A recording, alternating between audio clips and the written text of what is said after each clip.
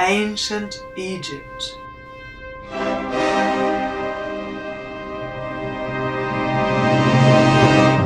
For millennia, it has captured the imaginations, hearts and minds of generations of truth seekers, eager to know who really built the pyramids, when they were built, and why they were built.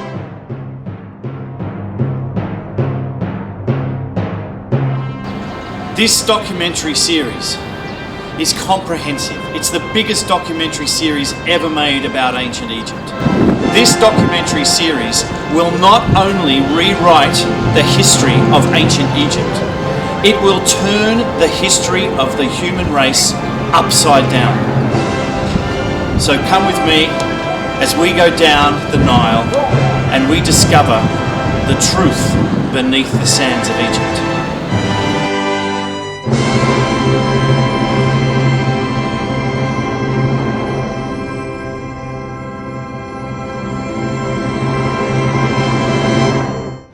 Ever since I was a child, I had a fascination with ancient Egypt.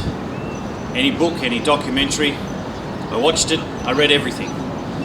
But every time I saw it or I read it, something about what the Egyptologists were telling me didn't ring true. And for years and years and years, like a big jigsaw puzzle, I tried to put the pieces together. And I tried to put them together the way the Egyptologists had them. But the picture didn't make sense. And then I came to Egypt and I saw the evidence for myself. And the picture started to take a different shape.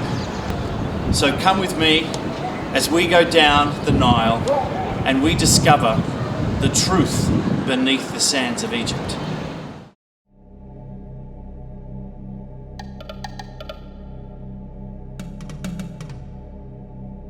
Situated around 684 kilometers south of Cairo is modern-day Aswan, in ancient times called the city of Sain or Swinet. Swinet supposedly deriving from an Egyptian goddess with the same name and from the Egyptian symbol for trade or market. Today there are two dams situated at Aswan, the High Dam and the Low Dam, but in ancient times there were none. Just a 3-mile section of rapids in the river called the First Nile Cataract, where the Nile dropped 5 meters through a catacomb of hundreds of islands, rocks and swirling eddies, gathering pace over turbulent falls of churning white water as the Nile surged onwards towards Memphis and then the Mediterranean Sea. It was most likely a stopping point in the trade routes from Nubia in the south to Egypt, Greece and Mesopotamia in the north. For most of the year, because of the annual floods, the rapids would have been impracticable to navigate safely, and the commodities exchanged between Egypt and Nubia were most likely landed and re-embarked at various islands in the cataract before commodities ultimately headed on southwards into Nubia or northwards down the Nile to Greece and Mesopotamia. These islands included Philae, which was the original island containing the Philae temple, its companion Sain or modern-day Biga, both of which we will look at in the next episode, and Sehel, halfway between Aswan and Philae, that contains more than 250 inscriptions from pilgrims, traders and travellers passing through the area, including an inscription of the so-called famine stela, supposedly made during Ptolemaic times, but related to the reign of King Djoser in the 3rd dynasty. Doja. We've already raised a lot of questions about the identity of Doja or Nama in the previous episodes, and we're going to look even closer at it in later episodes. But the big question is, what were the Ptolemaic Egyptians doing, writing about events that happened at the very least 2,500 years earlier? As early as the 6th dynasty of the Old Kingdom, Pepi I, who reigned from 2306 to 2256 BC, cut at least one canal through the cataract to assist boat crews on their way to the calm waters above Philae, as did his son and successor Merenre. Later kings, such as the 12th dynasty pharaoh Senusret III, who reigned 500 years later from 1879 to 1840 BC, also attempted to make the passage easier. Clearly, this area of the Nile was of significant importance, and that importance goes back to at least the 6th dynasty, perhaps as far back as 2600 BC and the 3rd dynasty, possibly even further. The cataract forms a rocky basin bounded by sand slopes on one side and cliffs of granite on the other.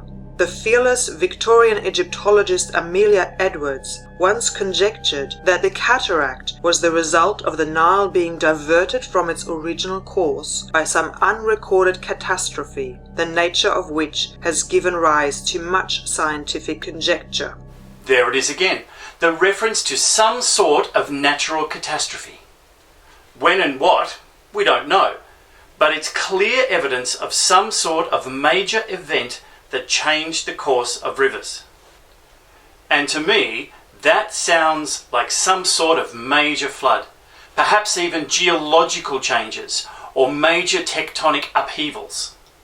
And the only real directions the water could have come from are from the Mediterranean Sea 900 kilometres to the north and the Red Sea 340 kilometres to the east, because the water certainly wasn't coming from the annual floods from the south. Every year during the late summer, the annual Nile floods from Ethiopia and the East African drainage basin brought high water levels and tons of natural nutrients and minerals that enriched and rejuvenated the soil along the floodplain and Nile Delta, keeping it fertile along the full length of the river and making the Nile Valley and the Nile Delta ideal for farming. The earliest recorded attempt to build a dam near Aswan was in the 11th century, when the Arab polymath and engineer Ibn al-Haytham was summoned to Egypt by Fatimid Caliph al-Hakim bin Amr Allah to regulate the flooding of the Nile. However, after his fieldwork convinced him of the impracticality of this scheme, and fearing the Caliph's anger, al-Haytham feigned madness and was kept under house arrest from 1011 AD until al-Hakim's death in 1021. It wasn't until over 800 years later, in 1898, when the British, who were ruling Egypt at the time, proposed building a dam across the Nile at the site of the first cataract just downstream of the island of Philae. They believed because the level of the floods varied so much that in high water years crops might be wiped out, while in low water years widespread drought and famine occasionally occurred, and a dam was the solution.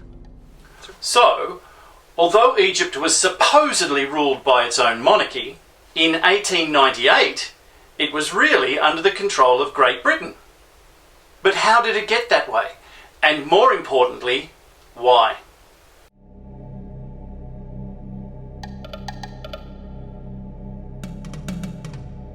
Throughout its history, Egypt has been the source of invasion from numerous external groups, such as the Hittites, the Kushites, the Libyans, the Persians, various Islamic Fatimids, the Templar Knights during the Crusades, the French, the British, and even Israel.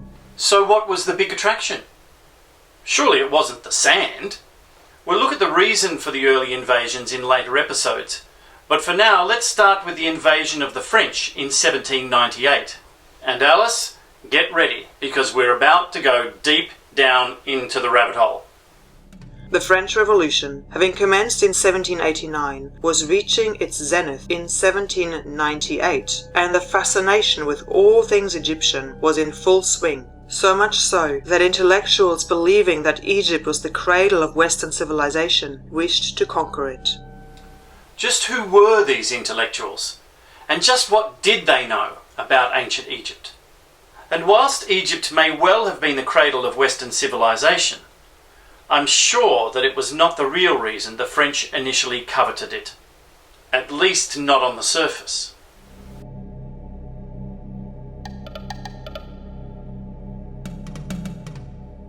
In July 1798, Napoleon Bonaparte invaded Alexandria, supposedly to suppress the Mamluks and reinstate the authority of the Sublime Porte, a metaphor for the government of the Ottoman Empire. but his true motive was revealed in a letter earlier that year in which he proposed a military expedition to seize Egypt, suggesting it would protect French trade interests, attack British commerce, undermine and weaken Britain's access to India and the East Indies, and establish scientific enterprise in the region. There's the real reason: trade, money. Bonaparte was ambitious and clearly saw this military expedition as a way to further his career. At least, that's how it would appear. I think that something else happened, and that there's much more to it. That the trade issues may just have been a very convenient and advantageous front, a ruse used hundreds of years earlier, which I will get to in a later episode, and that the real reason had something to do with scientific enterprises in the region. But what was really going on? Bonaparte set sail for Egypt on the 19th of May 1798, but sometime in the preceding weeks he was elected a member of the French Academy of Sciences, and subsequently his expedition to Egypt suddenly included a group of 167 scientists, including mathematicians, naturalists, chemists and geodesists, known popularly as the savants. Why would this group of savants, these esoteric knowers, fully aware that Bonaparte was about to invade Egypt, invite this ambitious military leader to join their academy? Really? 167 scientists in a military expedition? And remember, scientists at the end of the 18th century really meant men heavily into the esoteric. Methinks there was definitely another agenda going on here. Amongst the savants was the father of differential geometry, Gaspard Monge, and accompanying Bonaparte as his scientific advisor was the mathematician and physicist Joseph Fourier, best remembered for his work on the flow of heat. Fourier must have been much more than just a simple scientific observer. He must have been some sort of key figure. And who knows what other scientific experts were on board, and why they were there. Egypt taken, Fourier was appointed secretary of the Institut d'Egypte and later the secretary of the Cairo Institute, where it was his duty to collect and arrange all the scientific and literary discoveries made during this period, including the Rosetta Stone, which led to the creation of the field of Egyptology. Upon his return to France in 1801, Fourier was put in charge of publishing the enormous volume of papers collected in Egypt, later published in 1809 as Description de l'Égypte, to which Fourier added a lengthy historical preface on the ancient Egyptian civilization. So, is that all there is to it? No, there's more. En route to Egypt, Bonaparte reached Malta on the 9th of June 1798, then controlled by the Knights Hospitaller. Napoleon demanded that the Knights allowed his fleet to enter the port and take on water and supplies, but the then Grand Master, Ferdinand from Hompesch to Bolheim, responded that only 2 foreign ships would be allowed to enter the port at a time. So Bonaparte, realizing that the 2 weeks it would take to resupply his fleet would leave them vulnerable to the British fleet of Admiral Nelson, ordered the invasion of Malta. After token resistance, von Hompesch surrendered and Bonaparte captured an important naval base with the loss of only 3 men. Why did Bonaparte target Malta when his objective was Egypt? Yes, Malta was along the way, but that doesn't mean you risk your objective for a diversion. And was it Bonaparte's decision? Or were his scientific observers calling the shots? And, yes, he acquired an important strategic naval base, but that wasn't the initial objective. And what else did he capture? What documents and knowledge did the Hospitaller Knights possess? And was that the real reason they took Malta? What if Napoleon gained access to documents going back to the Crusades? Even accessed long-held secrets about what really lay beneath the sand of Egypt. Was this the real reason for the savants' sudden interest in the invasion of Egypt? it couldn't have been just to liberate the Egyptian people from the Mamelukes or because of trade issues. It had to be something important. Important enough that less than 3 years later, the British invaded Egypt and challenged the French. Egypt had long been viewed by the English as a strategic link to India. Napoleon's invasion of Egypt in 1798 badly destabilized the local Mameluke dynasty, and the Ottoman Turks invited the British to play a more direct role in Egypt. So in March 1801, the English effected a landing at Abukir and proceeded to invade Alexandria. 6 months later, with the destruction of the French fleet at the Battle of the Nile and the failure of the French forces sent to Upper Egypt, where they reached the First Cataract, the French were eventually repulsed. Okay, so what were the British doing? Travelling thousands of miles to North Africa and getting involved? Surely it wasn't just a simple anti-French thing. And if it wasn't just an empire thing, it had to have something to do with what Great Britain was all about. Trade, money, and power. Surely, at the very least, they knew about the ancient Egyptian treasures and seized the opportunity and instability to fully invade Egypt on the false premise of coming to the aid of the Mamelukes by ousting the French. The expulsion of the French was followed by 4 years of anarchy, where the Ottomans, Mamluks and Albanians all wrestled for power. Out of this chaos, the commander of the Albanian regiment, Muhammad Ali, seized power and established a dynasty. So why did the British get involved in the first place if they didn't seize power? What was the point of invading? What was really going on? Having witnessed the technology and advances of the British, Muhammad Ali was keen to learn more about their military and industrial techniques, so he sent students to the West and invited training missions to Egypt. Subsequently, he built industries and a system of canals for irrigation and transport, specifically introducing long staple cotton in 1820 that, by the end of the century, had transformed Egyptian agriculture into a cash crop monoculture. It led to the concentration of agriculture in the hands of large landowners, particularly a large influx of foreigners, mainly English, who exploited Egypt's resources. Well, there's the answer, or at least part of it. Cotton. The British were clearly doing a deal with Muhammad Ali so that they could exploit Egypt's rich Nile Delta soil. Perhaps they even used the cotton industry as a cover-up for looking for treasure in Lower Egypt.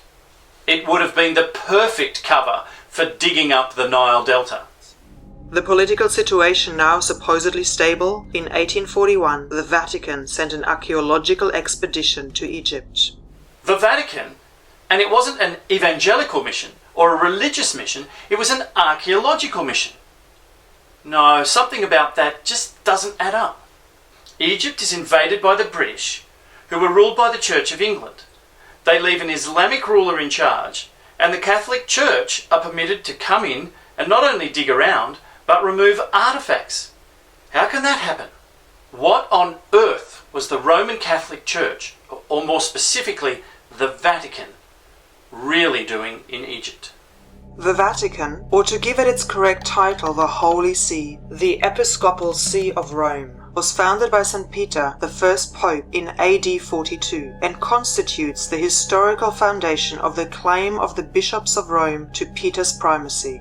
Ruling over approximately 2 billion of the world's 6.1 billion people, the Vatican is the biggest financial power, wealth accumulator, and property owner in existence, possessing more material wealth than any bank, corporation, giant trust, or government anywhere on the globe. Its colossal wealth includes enormous investments in Britain, France, and the USA with the Rothschild family. A name we shall get to presently. And further investments with giant oil and weapon corporations like Shell and General Electric. The Vatican's hoard of solid gold bullion, worth billions, is stored with the Rothschild-controlled Bank of England and the US Federal Reserve Bank. So, how did they get to be so rich? Well, to understand that, we need to go back a lot further, to Rome about 700 years ago.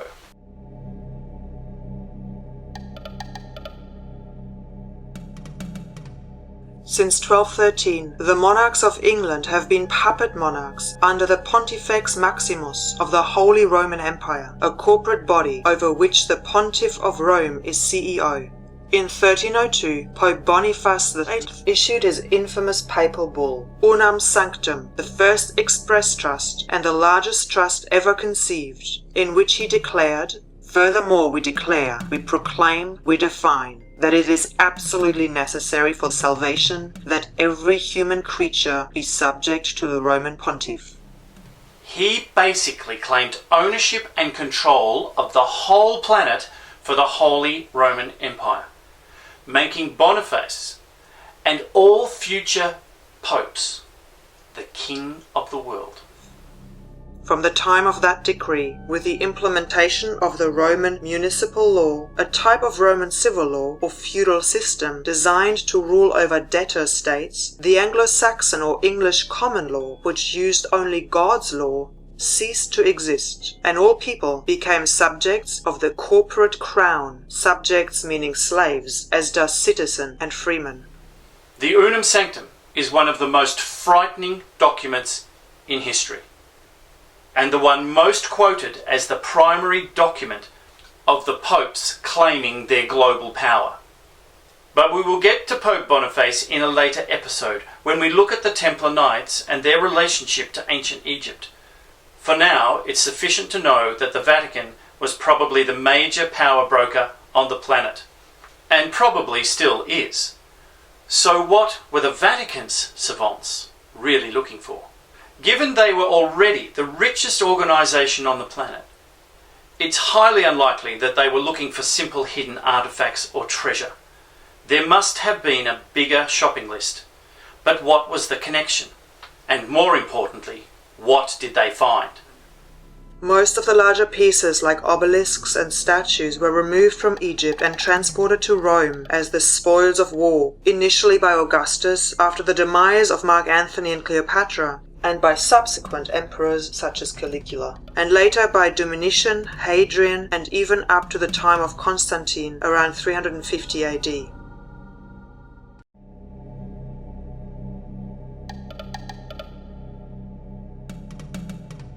To move these stone monuments, that often weighed a few hundred tons, the Romans engineered new ships specifically for the transportation of the obelisks. One of these ships, that the Emperor Caligula built to transport an obelisk down the Nile and across the Mediterranean Sea to its final location in Rome in 37 AD, weighed about 1,550 tons. Once on land, it took hundreds of workers months to pull the obelisk to its next location. Was this where we got the idea of how these obelisks were moved by the ancient Egyptians from the Roman efforts? And just because the Romans moved them that way doesn't mean that the ancient Egyptians moved them that way. But the question has to be asked, if the juicy stuff had already been pilfered nearly 2,000 years earlier, why was the Vatican back there digging around 1841? And where were they specifically looking? And what were they looking for? Or maybe they weren't looking to dig something up. Maybe they were looking to bury something, like the truth. Was it something to do with ancient Egypt and the Old Testament? Or was it something to do with the New Testament, the truth about Jesus and his relationship to Egypt, or Mary Magdalene, or both? Maybe it was all of the above, and I will fully investigate and expose all of those connections in a later episode. But the questions thus arise as to who was really calling the shots and pulling the strings. And the clues were soon to arise with the building of the Suez Canal.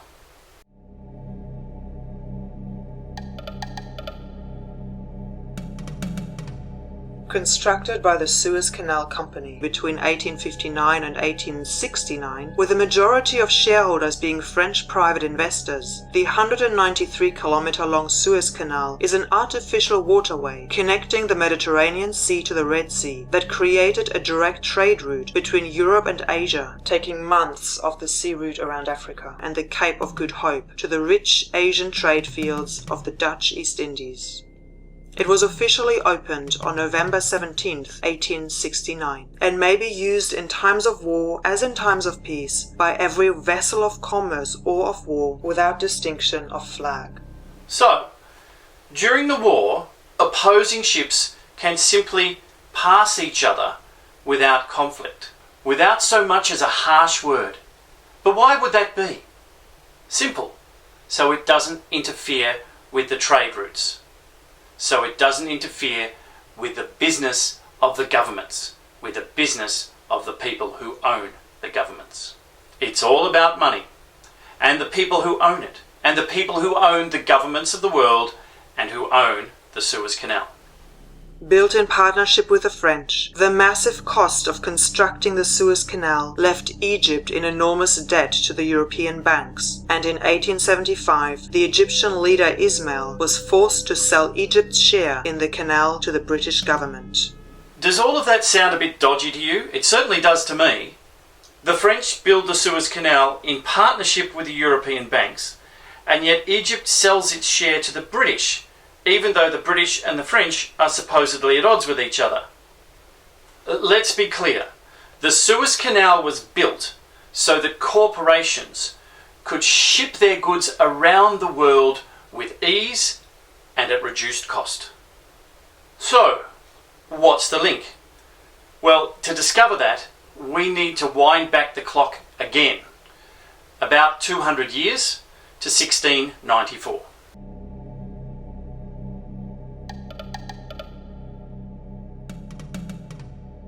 In 1694, when King William III of Orange privatized and turned the Bank of England over to the Jesuit order of Vatican banksters, the then 350-year-old City of London, a private corporation located in the heart of Greater London, became a sovereign state, just like the Vatican. And just like the Vatican, it has its own laws, its own courts, its own flag, and its own police force, and pays no taxes. A coincidence? I think not. The City of London is not part of Greater London, England, or the British Commonwealth. It is a state independent of Great Britain. It is wholly owned by the Pontiff of Rome, has a Lord Mayor and a council of 12 members who represent 13 of the world's wealthiest, most powerful banking families, including the Rothschild family, the Warburg family, the Oppenheimer family, and the Schiff family, and is run by these wealthy families and their descendants. Housing the privatized Rothschild-controlled Bank of England, Lloyd's of London, the London Stock Exchange, all British banks, the branch offices of 385 foreign banks, 70 US banks, as well as the Fleet Street newspapers and publishing monopolies. Today, the City of London is the world's financial power centre and the wealthiest square mile on the face of the earth. It controls the world media, world intelligence, and is the headquarters for the worldwide governing of English Freemasonry, including the Grand Orient Masonic Order and the Washington, D.C. Scottish Rite, all overseen by the British monarchy and the Duke of Kent.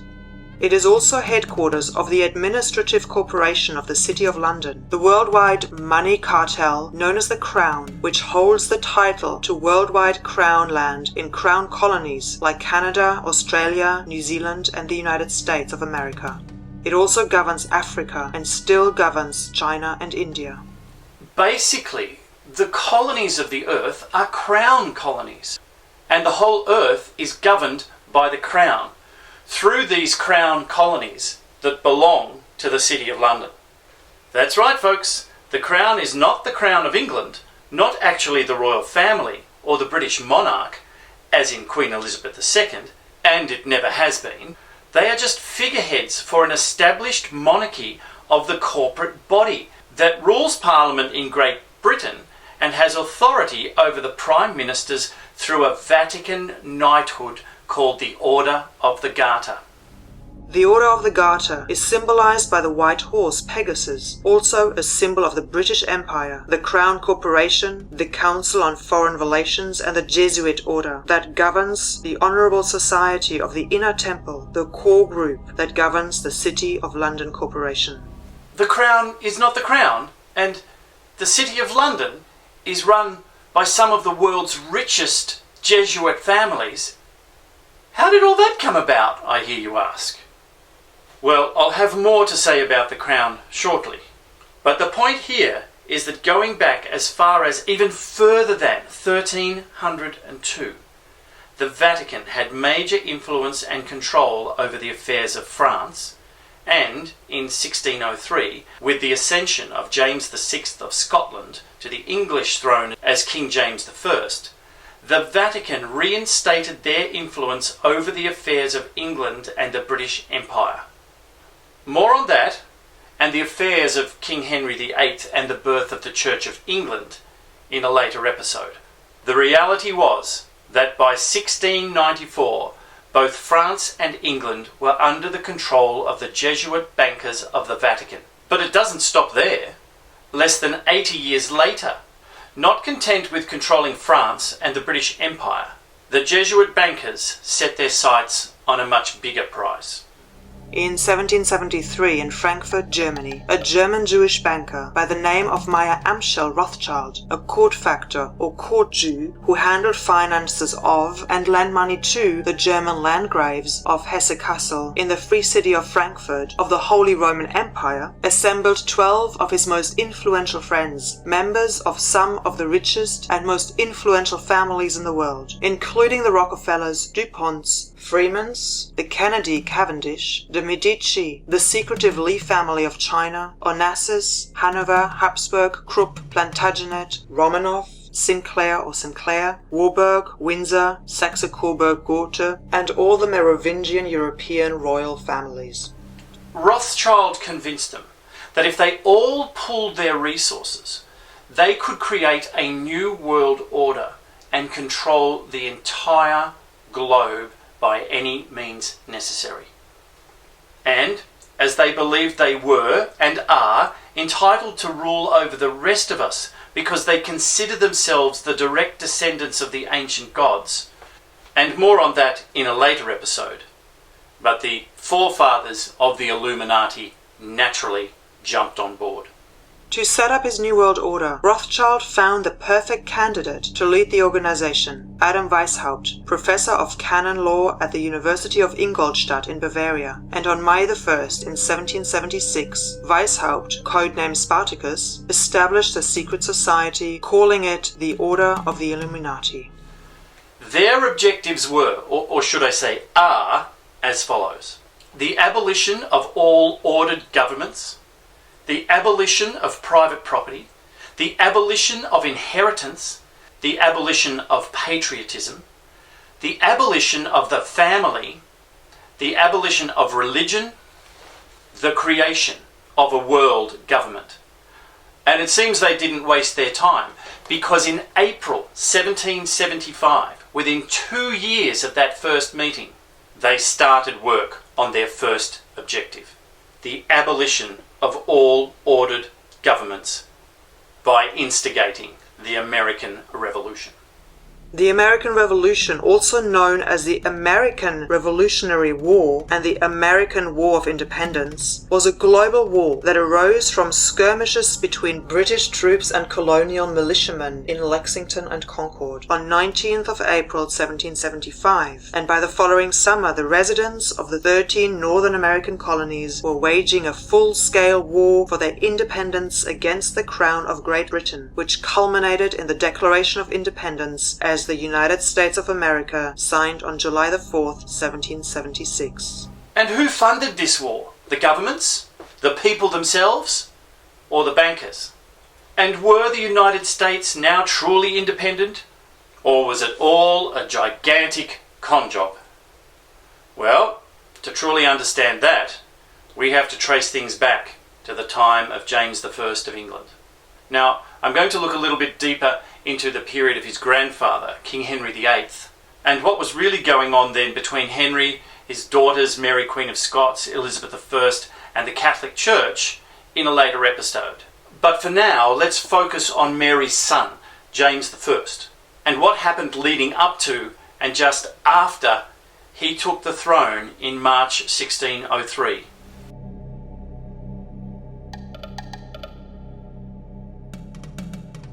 Founded by Sir Walter Raleigh in 1585, Queen Elizabeth I established a permanent English settlement in modern-day North Carolina, known as the Roanoke Colony. But the Spanish Armada prevented supplies reaching the colony, and for some reason it was found deserted in 1590. Well, not having any supplies would be a pretty good starter. But what is really important to know is that by 1585, England had broken away from the rule of the Catholic Church, the Vatican, and had established the Church of England, which I shall address in a later episode. So the Spanish, then the power force in the Vatican, were clearly blocking any access or claim England was trying to stake to the new land, as by the 1302 Unum Sanctum, the Vatican believed it owned the new land. The British colonization of the Americas began proper in 1607, when Jamestown, Virginia was founded by the London Company, also known as the Charter of the Virginia Company of London, an English joint stock company established in 1606 by Royal Charter of King James I, with the purpose of establishing colonial settlements in North America. Now, a joint stock company is a business entity in which shares of the company's stock can be bought and sold by shareholders, meaning the establishment of colonies in North America was a business venture. 3 types of colonies were established under a system of proprietary governors, who were appointed under mercantile charters to English joint stock companies to found and run settlements. Charter colonies in which Britain granted a charter to the colonial government establishing the rules under which the colony was to be governed, proprietary colonies, and crown or royal colonies, which were ruled by a governor appointed by the monarch. But it didn't matter who ran the colonies, because in the British Empire, all land belonged to the King, James I. It was all commerce and trade, and a massive land grab by James I, or rather the powers that be behind the throne, in this case the Vatican. And it was totally consistent with Pope Boniface's infamous 1302 papal bull Unum Sanctum, in which it claimed ownership and control over the whole planet and everything on it. However, the colonists must have cottoned onto it, yes, pun intended, and we will get to the American Civil War in a later episode, because most likely spurred on by the recently created 1773 Illuminati agenda to abolish ordered government, the colonists rebelled in April 1775 and demanded independence. They cited over 25 abuses by the then King George III over their unalienable rights to life, liberty, and the pursuit of happiness, including unfair taxation, cutting off trade, attempting to establish military rule, and fostering domestic uprising in the colonies. The concepts of life, liberty, and the pursuit of happiness are essentially concepts held by the Freemasons, and at least 8, maybe 15 or possibly more of the 56 forefathers of the United States were Freemasons, including Benjamin Franklin, John Hancock, and Joseph Hughes. Now, what is interesting is that the Freemasons trace their roots back to the Templar Knights, who were themselves betrayed by the Vatican in 1307. More on that in a later episode. But do we see the same battle between the Vatican and its dissenters emerging again? History repeating itself. But wait, there's more. Despite the Declaration of Independence being signed in 1776, France entered the American Revolution on the side of the colonists in 1778, turning what had essentially been a civil war into an international conflict. Now, why would the French get involved? Surely not just to oppose the British. I mean, that's a long way to travel to get involved in a fight that's not yours. So ask yourself this question. Why would the French get involved? After French assistance helped the Continental Army force the British to surrender at Yorktown, Virginia in 1781, and although fighting would not formally end until the 3rd of September 1783, the Americans had effectively won their independence. Or had they? What was the turning point? Why did the British, who clearly had superior resources, supposedly cave in and abandon the New World to the French. It doesn't make sense. Or does it?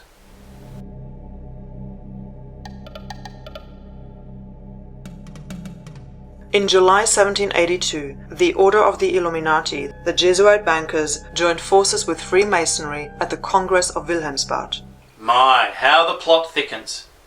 Quite a coincidence, don't you think? And then, a year later, miraculously, the war is over? Or is it? Was there really even a real war between the French and British? Or were they simply pawns in a Jesuit agenda? A sobering study of the signed treaties and charters between Britain and the United States exposes a shocking truth that the United States has always been, and still is, a British colony. When King James I signed the First Charter of Virginia in 1606, the charter not only granted America's British forefathers a license to settle and colonize America, but it guaranteed that future kings and queens of England would have sovereign authority over all the citizens and colonized land in America stolen from the Indians. The Virginia Company, of which James I was the major shareholder, owned most of the land of what we now call the USA, and the Virginia Company, the British Crown and the bloodline families, had rights to 50%, yes, 50% of all gold and silver mined on its lands, plus percentages of other minerals and raw materials, and 5% of all profits from other ventures. The lands of the Virginia Company were granted to the colonies under a deed of trust on lease, and therefore they could not claim ownership of the land. They could pass on the perpetual use of the land to their heirs or sell the perpetual use, but they could never own it. Ownership was retained by the British Crown. And although King George III of England gave up most of his claims over the American colonies, he kept his right to continue receiving payments for his business ventures of colonizing America. The land of the free? I think not. If America had really won the War of Independence, they would never have agreed to pay debts and reparations to the King of England. So why were the French, or rather the Vatican, involved? It's all about the Jesuit bankers. Remember, the Illuminati's first objective is the abolition of all ordered governments, and that objective was still being orchestrated less than 2 years later.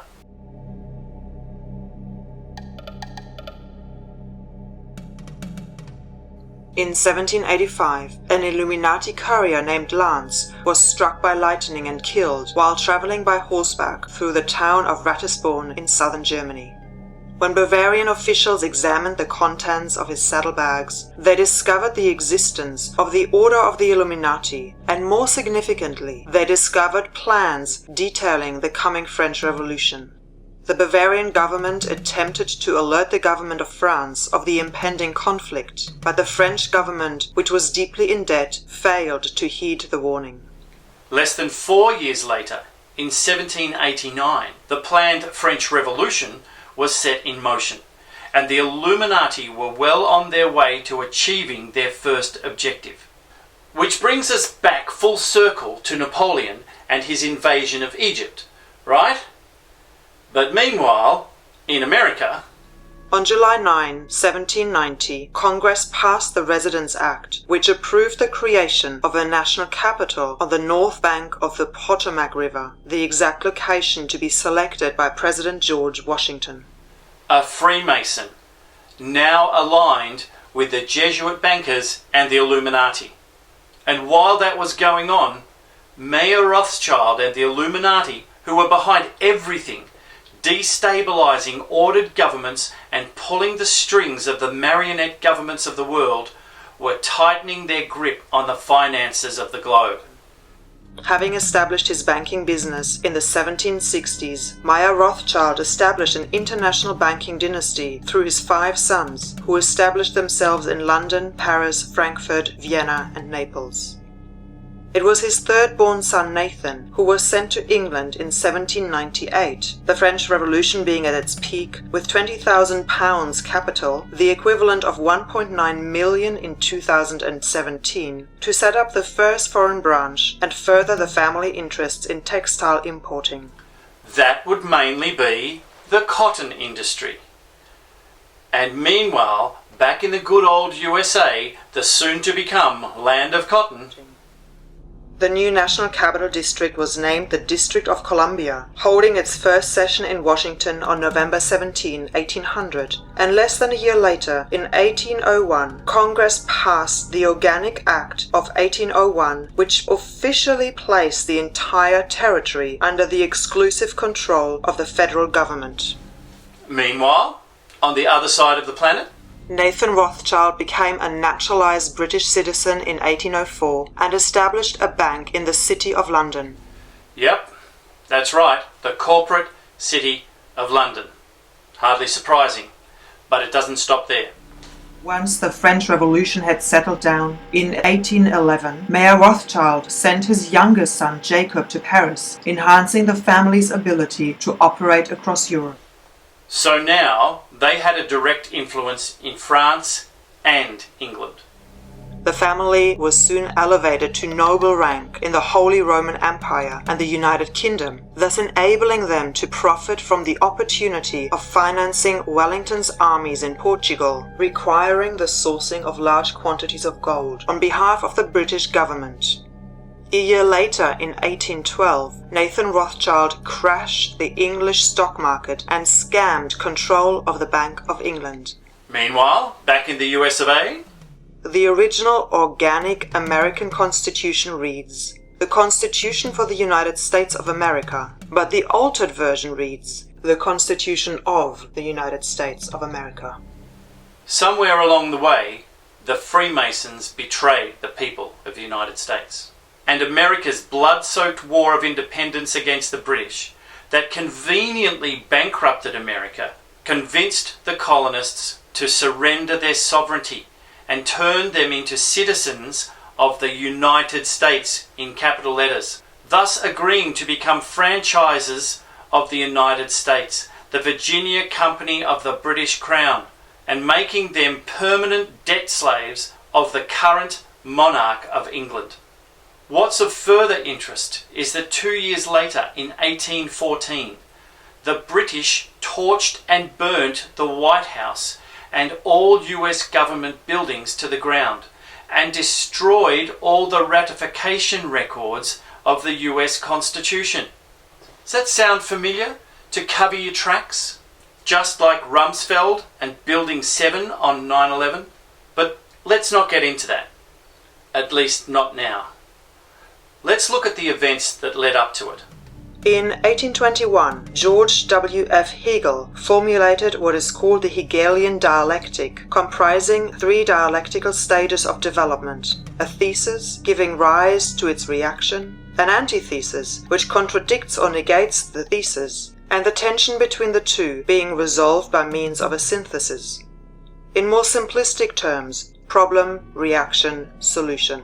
First you create a crisis. Then, when there's an enormous public outcry that something must be done about the problem, you offer a solution that brings about the changes you really wanted all along, but which people would initially have been unwilling to accept. This became the methodology through which the Illuminati implemented, and still implements, their objectives. Remember the weapons of mass destruction, 9/11, and the subsequent invasion of Iraq? All designed to topple the incumbent government of a foreign country in which they did not control the financial system. This was evident in 1828 when Mayor Rothschild's eldest son, Amschel, who financed the Illuminati, expressed his utter contempt for national governments which attempted to regulate international bankers such as him. Allow me to issue and control the money of a nation, and I care not who writes the laws. Like father, like son. But how did they achieve this? It was quite simple, really. by using the Hegelian dialect, then through deception, control, financial enslavement, blackmail, murder, wars, famine, and depopulation, and the abolition of ordered government. When Congress passed the Act of 1871, coincidentally less than 2 years after the 1869 opening of the Suez Canal, it created a separate corporate government for the District of Columbia. This treasonous act allowed the District of Columbia to operate as a corporation outside the original Constitution of the United States and outside of the best interests of American citizens. Does that sound like big business to you? It does to me. Washington, D.C., as it is now known, is described as the political capital of the world, owing to its status as the seat of the United States federal government and numerous international institutions such as the World Bank and the International Monetary Fund. And just like the City of London / Crown Corporation and the Vatican, Washington, D.C., Columbia has its own laws, its own courts, its own police force and its own flag, comprising 3 red stars, one for each city-state in the 3-city empire. And it operates under a tyrannical Roman law known as Lex Fori, which bears no resemblance to the US Constitution. Rather, it uses the law of the sea, because all human institutions in the Roman system are make-believe ships at sea, incorporated bodies. And under Executive Order 12803, everything in the United States is for sale. Roads, bridges, schools, hospitals, water, prisons, airports, even people. This corporate empire of 3 city-states controls the world economically through London's inner city, militarily through the District of Columbia, and spiritually through the Vatican. And who is at the centre? The Rothschilds. Quite simply, by 1875, the French and English governments, and now the USA, were all owned and controlled by the money mongers, the European-based Illuminati bankers, a collection of 13 families that owns and controls every government, every religion, every financial system and major corporation on the planet, and uses them purely to control the masses and make even more money for themselves. Driven by their quest for money, the Rothschilds have been said to have been responsible for the assassination of several US presidents and to have created virtually every war since the 1800s in order to finance both sides. They would and continue to do anything for money, lending to governments to finance war operations for the past several centuries has provided them ample opportunity to accumulate bonds and shore up additional wealth in a range of different industries. Today, the Rothschild dynasty, who are bankers for the Pope and guardians of the Vatican treasury, are unquestionably the most powerful, visible bloodline on Earth, with their estimated wealth of around 500 trillion US dollars. They rule the financial world, including the Bank of England, the US Reserve, the World Bank, the International Monetary Fund, the European Union, and various cartels and corporations across the earth involved in, you guessed it, money, trade, and commerce. I mean, they create the money and then they lend it to you at interest. You spend it with them to buy weapons, houses, drugs, food, oil, and all manner of other goods, all of which they own and all of which have an elevated profit margin attached. And then, to top it off, they create wars to escalate prices through accelerated demand and restricted supply. Countries are literally just different shop fronts, different outlets or brand names of the same corporations. It tells you who really runs the world, that's for sure. and that all of the countries are merely pawns for those few who own the banks. Welcome to the Western economic hamster wheel, aptly referred to as the rat race. And that's the wonderland that we all live in. But coming back out of that rabbit hole, let's go back to Egypt, to what happened after the British government purchased the local Egyptian government's remaining shares of the Suez Canal in 1875.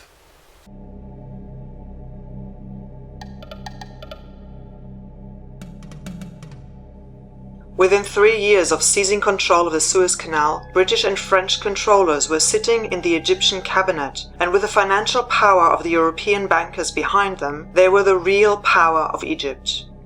However, the people's dissatisfaction with Ismail's puppet rule and the European intrusion ultimately led to the formation of the first Nationalist Party in 1879.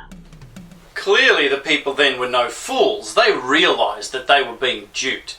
I mean, there was no television, no mass media controlled by the Illuminati to brainwash them. 3 years later, in 1882, the Arabi Revolution against the Egyptian Khedive, in which a nationalist-dominated ministry committed to democratic reforms, including parliamentary control of the budget and thus the country, forced the hand of the British and French. Fearing a reduction of their control, the British and French governments called in their military and bombarded Alexandria, crushing the Egyptian army at the Battle of Tel el-Kebir. That done, Egypt was occupied by the British, and though never formally a British colony, they reinstalled Ismail's son as the puppet leader of a de facto British protectorate, and it was essentially thereafter under British control, with British troops remaining around the Suez Canal zone in order to protect the Suez Canal. Did you understand that?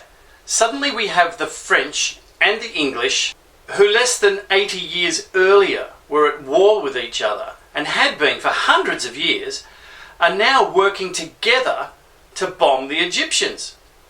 And the Egyptians were funded by the European banks, who armed the Egyptians, who were then bombed by the British and French, who were funded by who? Oh yes, the European bankers, who funded the weapons to bomb the Egyptians. Does that sound familiar to you? Think of Syria, Iraq, Afghanistan, the Bay of Pigs, Vietnam, Korea, etc., etc., all the way back to the very creation of Corporation USA. Do we see a pattern here, people? The occupation by the British marked a reasonably stable period in the late 19th century, where Egypt became the romantic playground of the British rich and famous. In particular, in 1882, English novelist, journalist and traveller Amelia Edwards, who did more than anyone in the late 19th century to encourage interest in ancient Egypt, set up the Egyptian Exploration Fund and, through a bequest on her death, the Department of Egyptology at University College London. The first Edwards professor, Flinders Petrie, a pioneer of systematic methodology in archaeology and the preservation of artifacts, first went to Egypt in 1880 at the age of 26 to survey the Great Pyramid. For the next 5 decades, he was at the forefront of the development of archaeology in the country, excavating many of the most important archaeological sites in Egypt, including Tanis and parts of the Nile Delta from 1884 to 1886, Hawara from 1888 to 1889, and again in 1910 to 1911. Tel El Amarna from 1891 to 1892, the West Bank at Luxor from 1885 to 1886 and 1908 to 1909, and Dendera and Abydos from 1897 to 1904. All of which we shall examine in much closer detail in a later episode as we move down the Nile.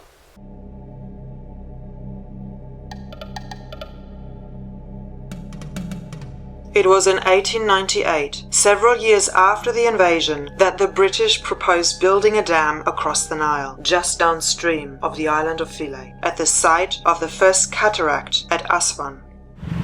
It was built at the top of a series of cataracts of stones and islands. As Egyptian population was growing and technology had advanced, they wanted to build a dam to control the annual flood and store water for later release. And they wanted to protect and support the farmland, preventing droughts and famine, and protect the economically important cotton crop.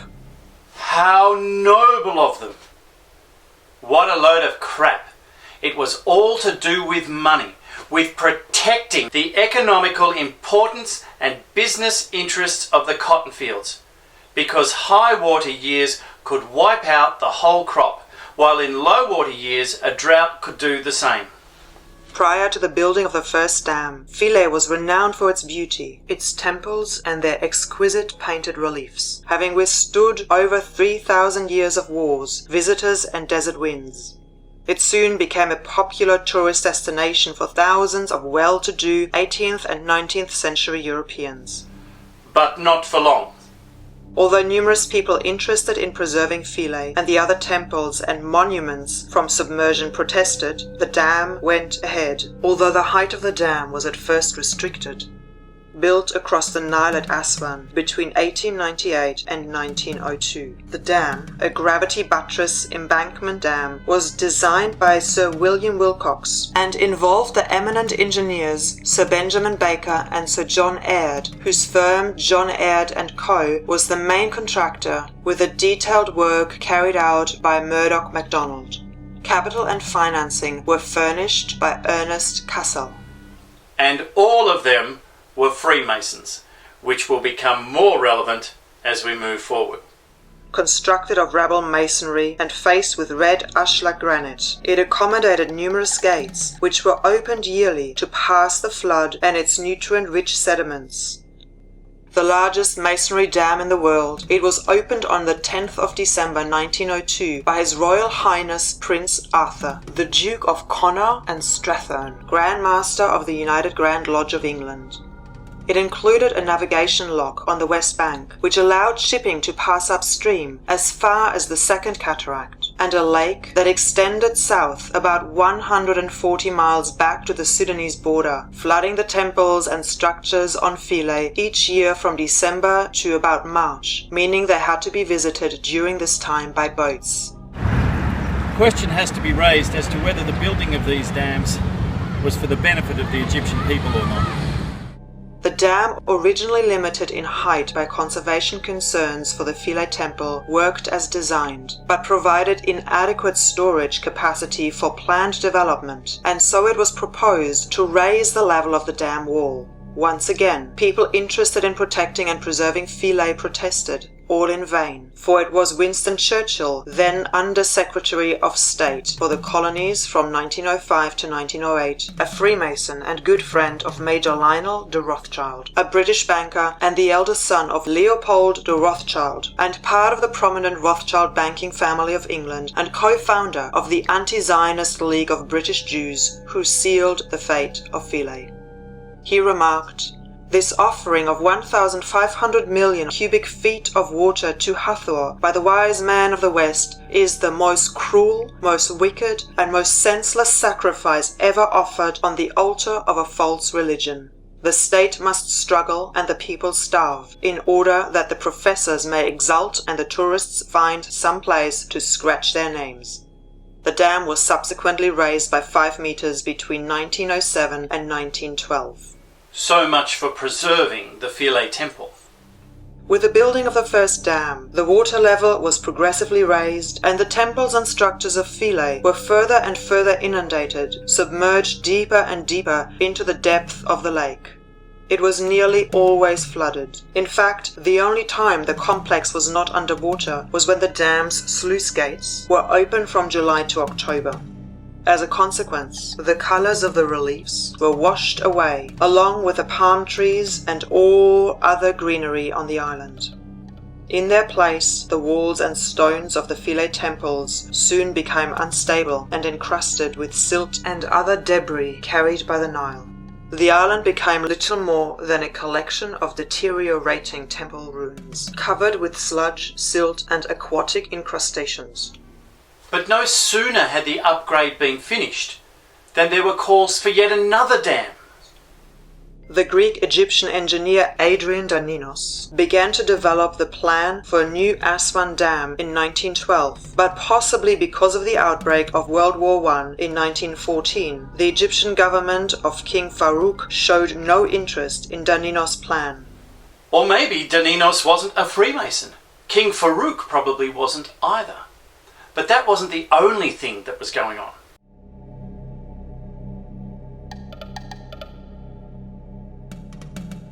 It was also in 1914 that one of Flinders Petrie's students, Howard Carter, who in 1902 had discovered the tombs of Hatshepsut and Tutmosis IV in the Valley of the Kings, and spent several successful years in Deir al-Bahri excavating the tombs of the nobles for the 5th Earl of Carnarvon, commenced excavations as part of Lord Carnarvon's concession to dig in the Valley of the Kings. However, like the possibilities of a new dam, excavations in the Valley of the Kings were soon interrupted by the conflicts of the First World War. Less than 6 months after the start of World War I, on December 14, 1914, Egypt became a British protectorate. There we go again. The British protecting their commercial interests. However, during the war, antagonism towards the British grew as all sectors of the population united in their discontent when over 1.5 million Egyptians were conscripted into the labor corps and much of the country's infrastructure was seized for the army. As a response, Zad Zaghloul, a lawyer, son-in-law of the former Prime Minister of Egypt, Mustafa Pasha Fahmy, and former Education Minister, founded the Wafd Party, whose immediate goal was the end of the Protectorate, and 2 days after the November 11, 1918 armistice. Zaghloul, along with Abd al-Aziz and Ali Sha'rawi, requested that the High Commissioner Sir Reginald Wingate abolish the Protectorate or allow them to travel to London and officially present Egypt's demand for independence. The demands were refused. Quelle surprise! Over the next 3 years, sick of their colonial rulers, the Egyptian people again rebelled and the Wafd instigated disorder all over the country in Egypt's first modern revolution. It resulted in the government of the United Kingdom of Great Britain and Ireland issuing the unilateral Declaration of Egyptian Independence on 28th of February 1922. Don't you love that? The British declare the Egyptians' independence? How magnanimous of them. Later on that year, on the 4th of November 1922, Howard Carter's excavation group found steps they believed led to the tomb of the boy pharaoh, Tutankhamun. And a little over 3 weeks later, on the 26th of November 1922, Carter opened the tomb and in doing so fueled a global treasure hunt that still persists today. More on that when we arrive downstream in Luxor. But one wonders, had the British waited another 10 months in granting the Egyptians their independence, would they have claimed Carter's windfall as their own? Who knows? But one thing was for sure, the treasure hunt was on for another undisturbed royal tomb. In 1923, the new Egyptian government drafted and implemented a new constitution, one based on the British parliamentary system, and Zad Zaghloul was popularly elected as the first Prime Minister of Egypt in 1924. However, British influence continued to dominate Egypt's political life and fostered fiscal, administrative, military and governmental reforms. The British must have realised that eventually they couldn't control the uprising.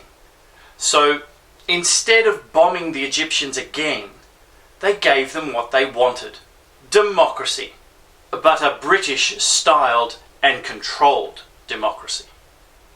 The British must have done some sort of clandestine deal with Zaghloul, who was most probably just their puppet anyway, because rather than ousting the British completely, he approved the raising of the first Aswan Dam a second time, so as to protect the financial interests of the Brits. So basically, same shit, different shovels. Between 1929 and 1933, the first Aswan Dam was raised a further 9 meters. And it virtually submerged most of the Philae temple, which we shall get to presently. with its final raising. Designed and supervised by Sir M. MacDonald and partners, the dam is 1,950 meters in length, with a crest level of 36 meters above the original riverbed, and now provides the main route for traffic between the city and the airport. And here's the lower dam, extended, cutting off the Nile. Behind me is the lower dam wall, and you can see all around there's a whole lot of boats, so it's created quite an industry here to take people to and from the island of Philae. But most of these boats are laying idle because there's just not the tourists at the moment. So was this wall built, this dam wall built to assist the Egyptian people, or was it built for some other purpose?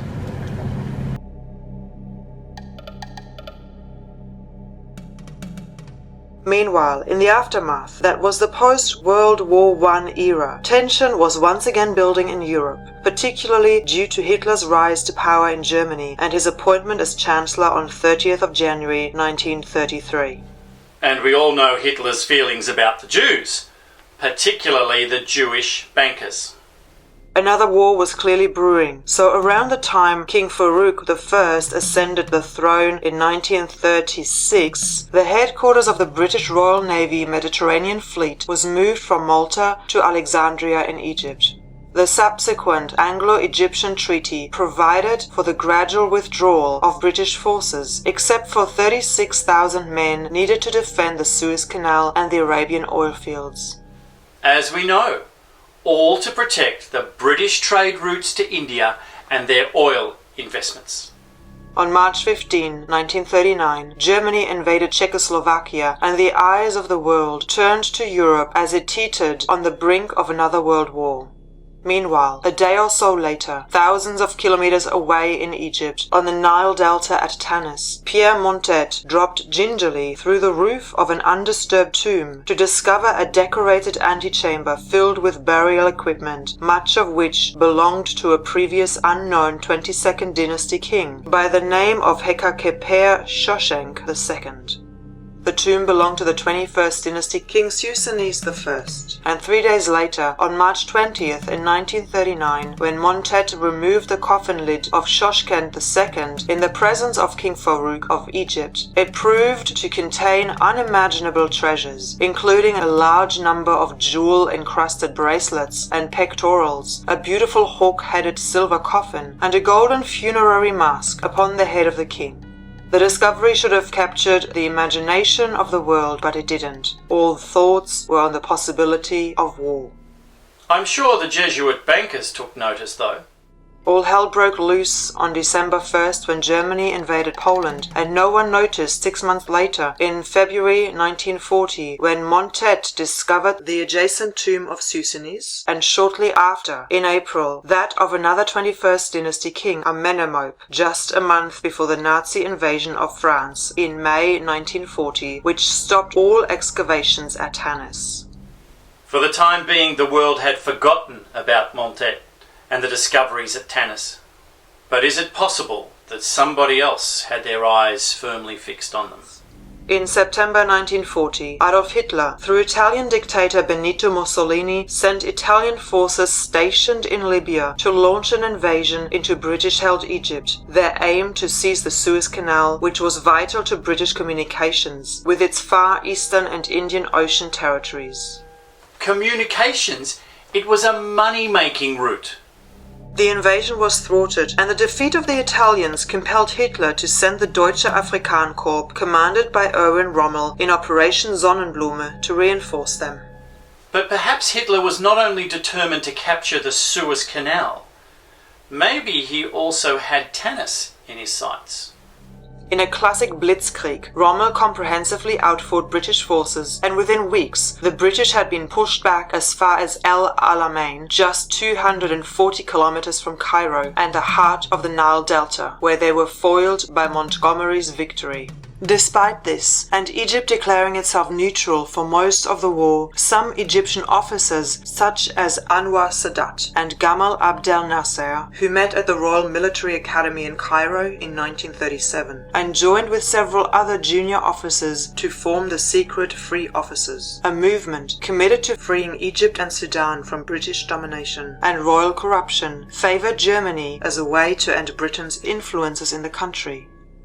Sadat was subsequently imprisoned by the British because of his pro-German activities. Following a ministerial crisis in February 1942, the British government, through its ambassador in Egypt, Sir Miles Lampson, pressed King Farouk to replace Hussein Siri Pasha and his government, because of their pro-Axis sympathies, with a Waft or Waft coalition government. A Hegelian dialectic crisis, no doubt created by the puppet masters, who clearly felt they were losing control and wanted to replace the Pasha government with one they could control. On the night of the 4th of February 1942, British troops and tanks surrounded Abdeen Palace in Cairo, and presented with an ultimatum by Lampson, King Farouk capitulated, and shortly thereafter Mustafa al-Nahas Pasha formed a Waft government. Gamal Nasser was appalled, and seeing the incident as a blatant violation of Egyptian sovereignty, began to form a group of young military officers with strong nationalistic sentiments who supported some form of revolution. Why is all of this so important, I hear you ask? Because we are being lied to and misled about the most important aspects of Egypt's history on a massive scale. Not just the recent history, but for almost all of its history. If you want to know the truth, follow the money trail.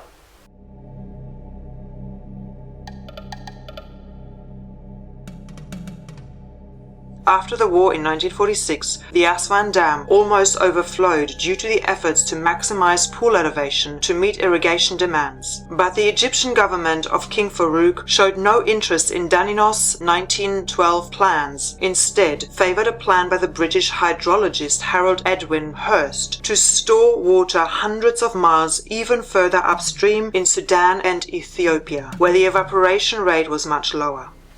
And I'll bet Harold Hurst was a Freemason. It was also after the war that King Farouk brought a large number of German military and intelligence personnel and high-ranking ex-Nazis to Egypt as advisors. Now, most people think that most of the Nazis were locked away after World War II.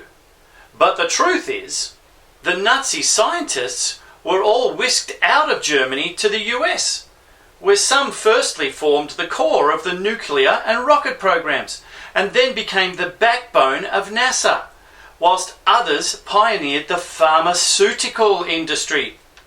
Clearly, some of them were also whisked away to British-held Egypt. However, the Germans King Farouk had brought to Egypt soon began conspiring with Nasser and the Free Officers movement, who were also working closely with the Muslim Brotherhood to overthrow Farouk. Now, why would the Nazis team up with the Muslim Brotherhood? Simple. They had a common objective: to eliminate the Jews.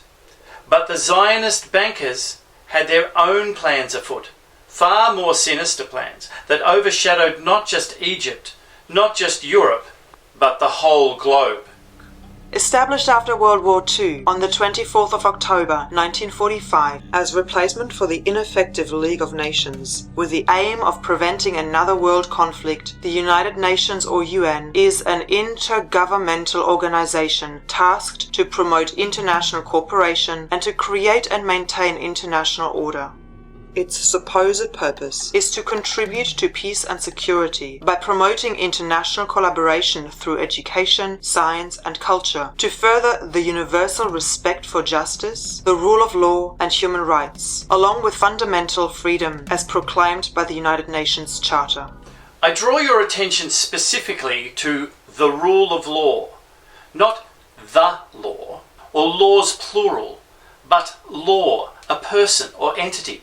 This is not the law of the land, common law, or civil law. It is the tyrannical maritime Roman law, lex fori, the law of the sea, the law of commerce and trade, the very same law that exists in the Vatican, the City of London, and Washington, D.C. Now, some people believe the UN is an important force for global peace, whilst others believe it is a tool of the Rothschilds and a facade for the Illuminati, that it is corrupt, biased, and that it instigates and promotes global conflicts. In the end, actions speak louder than words. In 1947, the United Nations adopted a partition plan for Palestine, recommending the creation of independent Arab and Jewish states and an internationalized Jerusalem. The plan was accepted by the Jewish Agency for Palestine, but rejected by Arab leaders. But the UN went ahead with it anyway. Why? Because the UN was set up by the Zionist, Jewish-controlled Illuminati. The following year, on the 14th of May 1948, the Jewish Agency declared the independence of the State of Israel, and the ongoing civil war transformed into the 1948 Arab-Israeli War, an interstate conflict between Israel and the Arab states of Egypt, Jordan, and Syria, together with expeditionary forces from Iraq. As a result of the war, the new Jewish state of Israel controlled both the area that the UN General Assembly Resolution 181 had recommended and almost 60% of the Arab state proposed by the 1948 partition plan, with no state created for the Palestinian Arabs.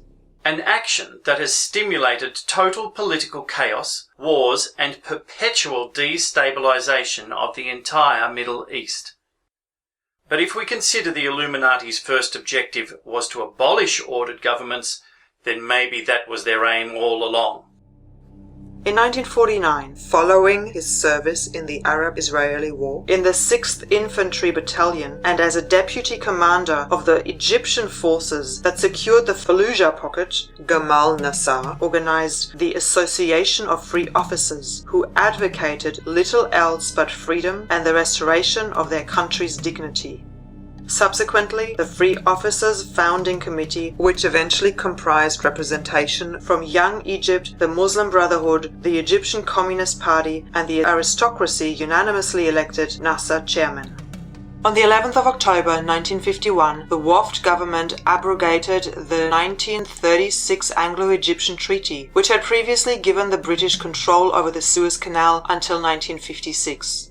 The popularity of this move, as well as the government-sponsored guerrilla attacks against the British, put pressure on Nasser to act, and he was determined to establish the independence of the army from the monarchy.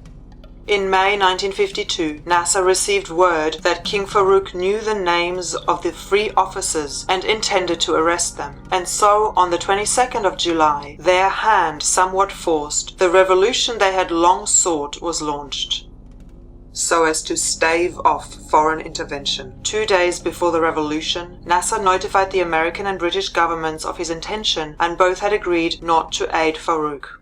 Clearly they knew the writing was on the wall, and, just like previously with Sag Saglul in 1923, and more recently with Hussein Siri Pasha, they capitulated, throwing King Farouk under the bus while they went to work behind the scenes on a new deal.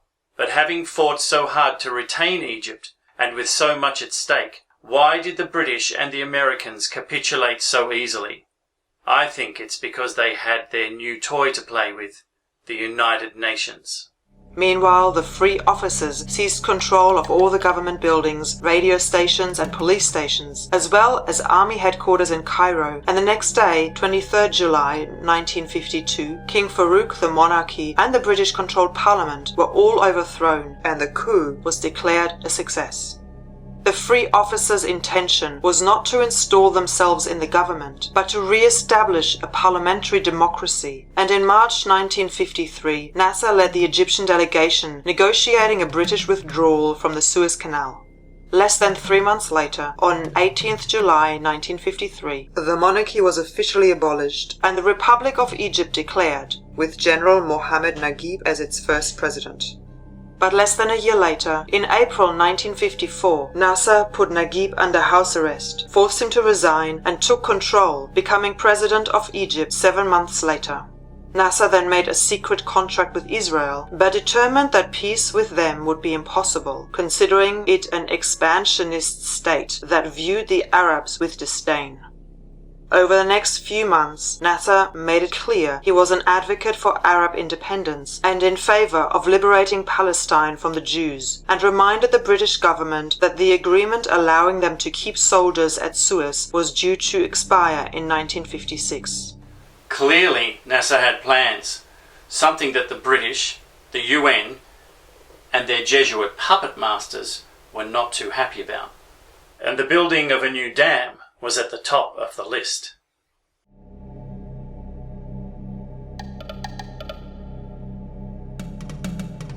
Nasser was convinced that for political reasons, the Nile waters had to be stored in Egypt, not further upstream in Sudan, and was convinced the building for the new Aswan Dam was pivotal to Egypt's industrialization, as it would control floods, provide water for irrigation, and extend arable lands and generate hydroelectricity.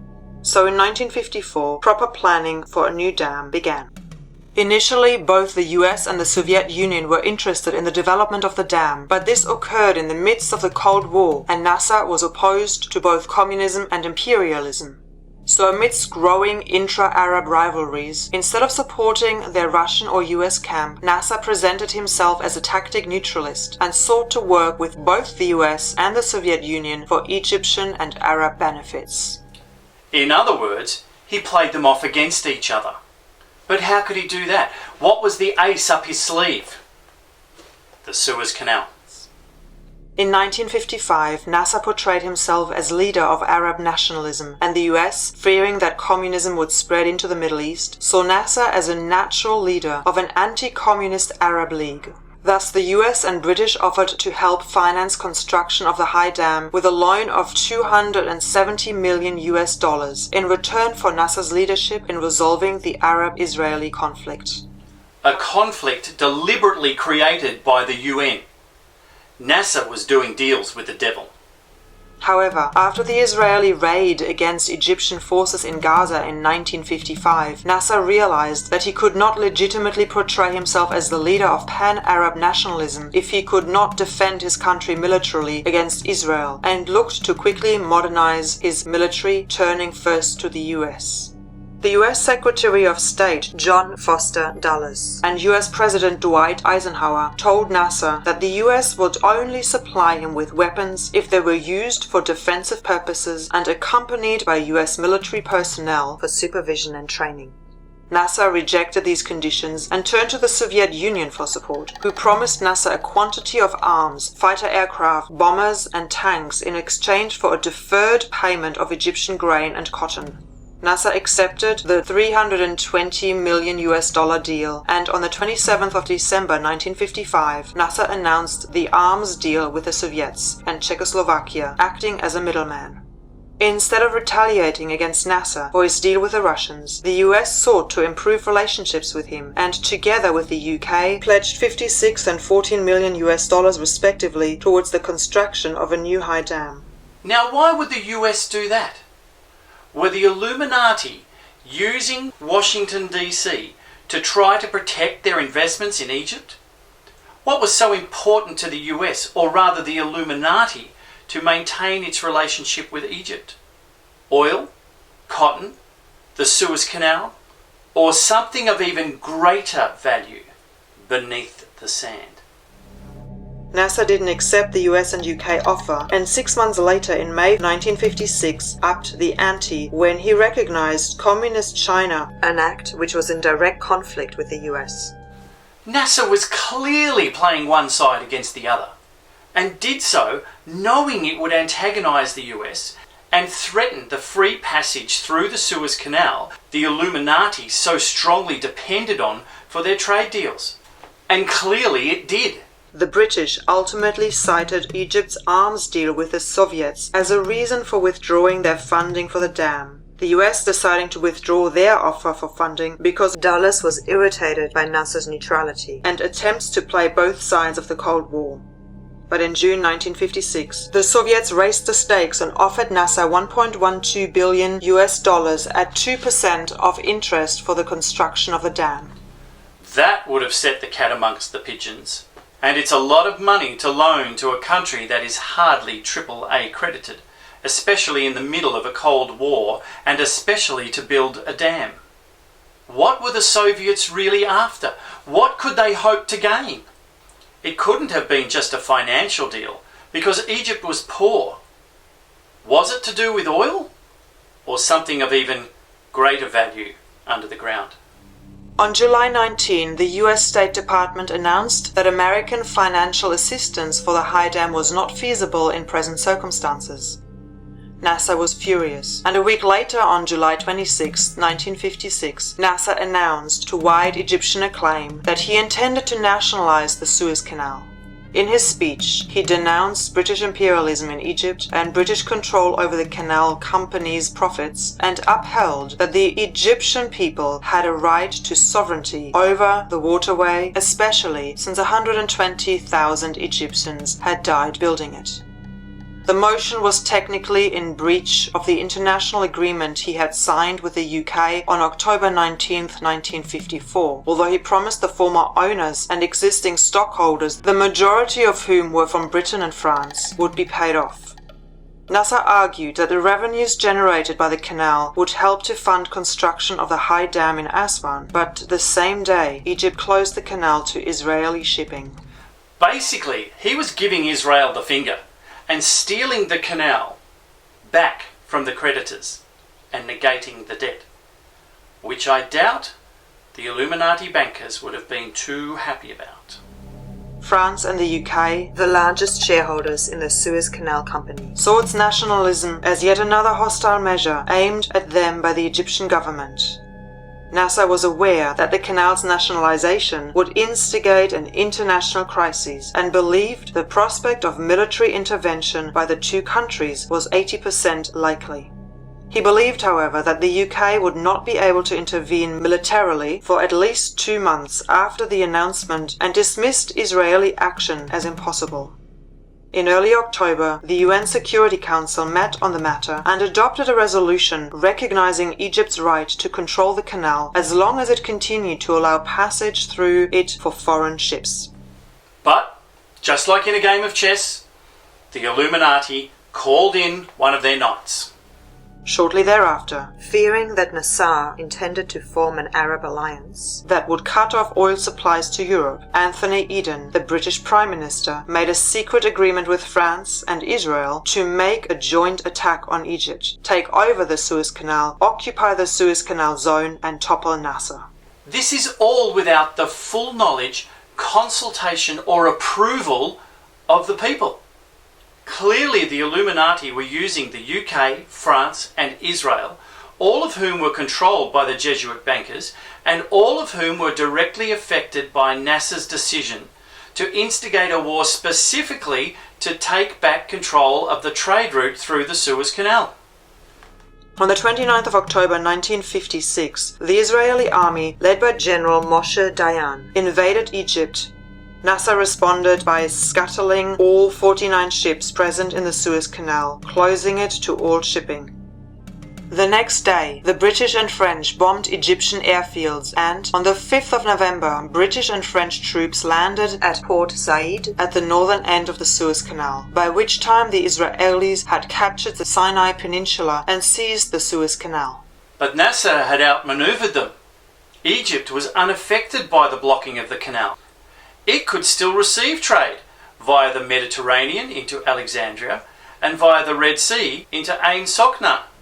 US President Dwight Eisenhower and his Secretary of State John Foster Dulles, growing increasingly concerned about these developments, condemned the tripartite invasion, and at the United Nations, the representatives from the United States and the Soviet Union demanded an immediate ceasefire and supported UN resolutions demanding withdrawal and a United Nations emergency force to be stationed at Sinai.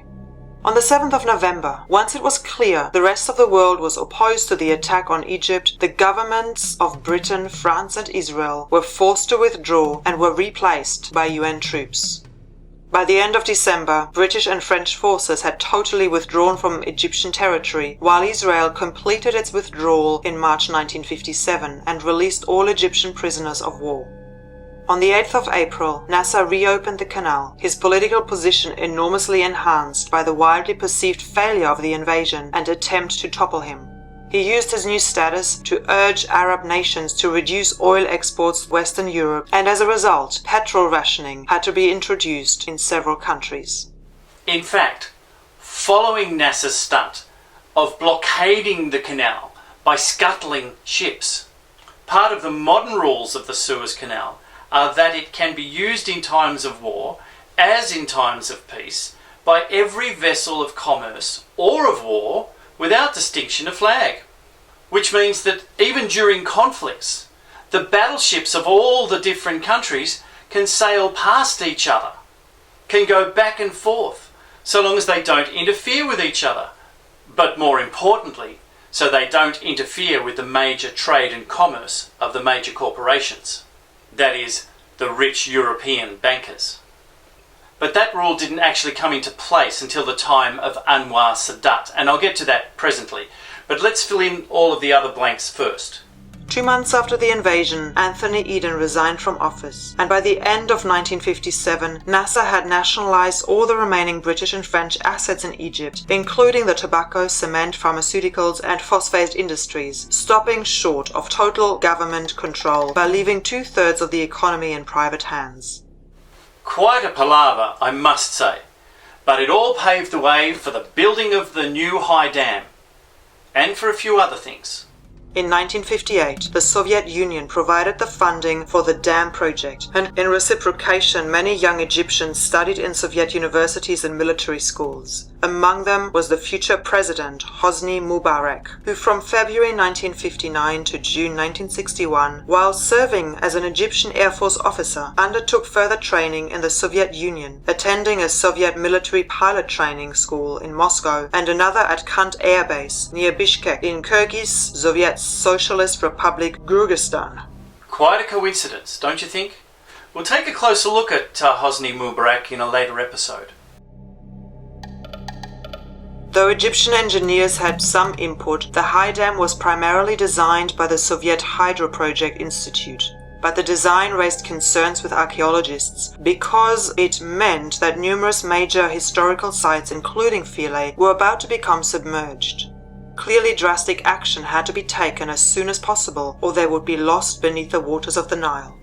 And that's where UNESCO stepped in, to conveniently save the temples, the United Nations, the facade for the Illuminati, and the corrupt, biased and manipulative tool of the Rothschilds.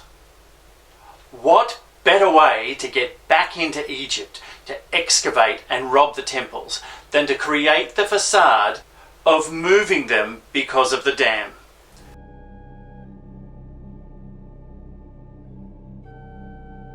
So what was the real reason behind Russia funding the building of the Aswan dams?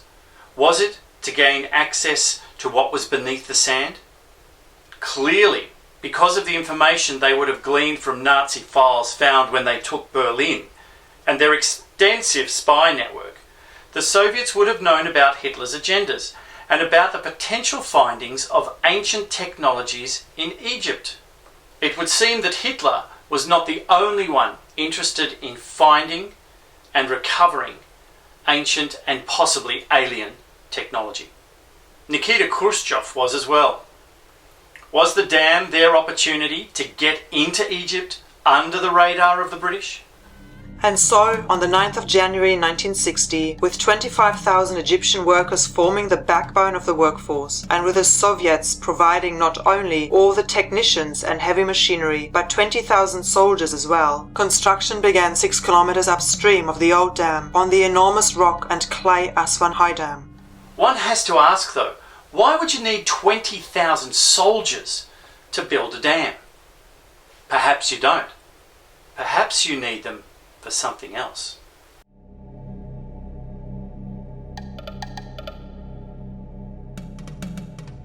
Coinciding with their entry into Egypt, the Russians instigated a project called Project Isis, which was specifically set up to discover advanced knowledge left by an ancient Egyptian civilization. The genesis of Project Isis began in the post-war period of the 50s.